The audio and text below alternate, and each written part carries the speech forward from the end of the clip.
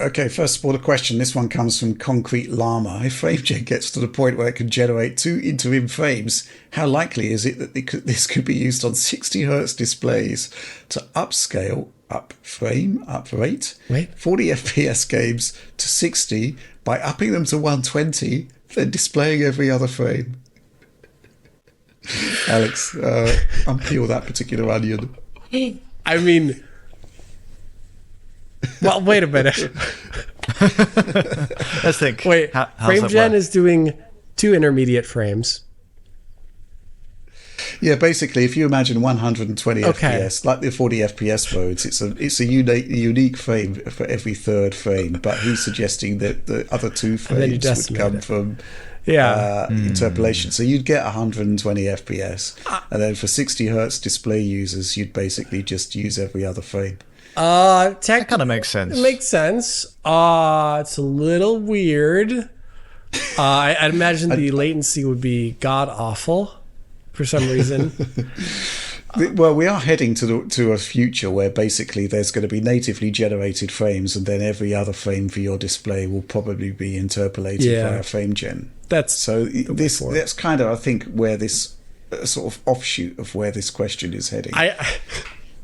I almost want to try it and see what it looks like, but I don't think it's going to be used ever. It's just a funny thought experiment. I'm also just, I don't know. I don't think I've ever seen a game do anything like that. I'll tell you what, and in actual fact, directly after this direct, I might try it myself. We've got that 40 FPS footage from Avatar, right? We could stick it into Topaz Video Enhance AI, interpolate it to 120, and then decimate it down to 60, which I think is the method, the crazy, wacky methodology that Concrete Llama is suggesting here. I think the main issue that you're going to have is that you're not guaranteed that your native rendered frames will actually be displayed at all. It could just be an entirely interpolated video, like the one you put out of Spider-Man. Yeah, that's actually quite an interesting video. It was on bonus material, I think, at some point, but I'm sure Oliver can pull it up now, which is basically where in Marvel's Spider-Man we separated out the real frames with the quote-unquote fake frames, and you can see how good first-gen DLSS 3 was, or rather how bad, depending on your viewpoint. But yeah, certainly interesting. I do think the direction of travel is going to be some sort of situation where, it is just going to be generated frames that fill up the refresh rate. Mm-hmm. Yeah, I think that's sort of the established future for frame generation. I think when we were at Gamescom with AMD, they basically said that that's the end game. It kind of makes sense, right? Yeah, I think it does make sense too. Yeah. Because this one is selecting a specific frame within the 120 hertz buffer to kind of fill in. And I could see it working mathematically.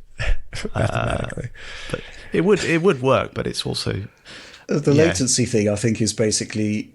I think it's already... The significance of it has been overplayed. Yeah.